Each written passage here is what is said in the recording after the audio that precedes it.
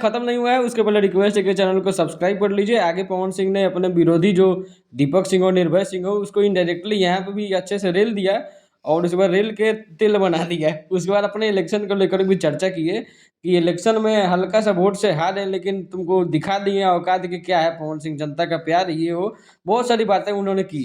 और इनडायरेक्टली जो निर्भय सिंह और दीपक सिंह को रेला है वो तो सुन के आपको गजब ही मतलब समझ में आ जाएगा कि किसको रेला गया है। बाकी वीडियो भी और है, आगे देखिए वीडियो और चैनल को सब्सक्राइब कर लीजिए। हमारी बहन ने अगर 3 लाख वोट दिया है तो ये सबके नसीब में नहीं है, सोनवा के नसीब में है। इसलिए बोलता हूँ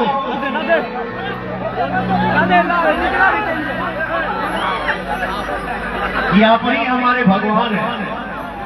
मुझे क्या आता, पवन सिंह जैसे आप लोग यहाँ से बाहर निकलिएगा तो पवन सिंह जैसे हजारों मिलेंगे।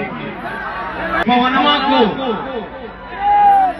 एक गांव से छोटा एक कीचड़ से उठा के इस पवनमा को आपने पवनमा बना दिया। आज ये लड़का वर्ण में स्वच्छ होता है।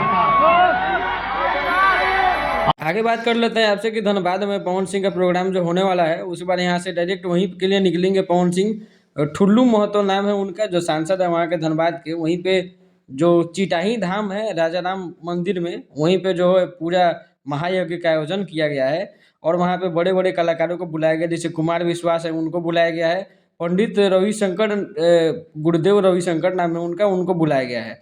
साथ में पवन सिंह को मुख्य अतिथि के तौर पर बुलाया गया है और ये बहुत बड़े लेवल का जो है प्रोग्राम है। यहाँ पे पूरा रात भर हो सकता है प्रोग्राम चले, ज़्यादा चांसेस तो वही हैं। और उसके बाद वहाँ से जो है बहुत सारे वीडियो फुटेज आपको देखने को मिलेंगे।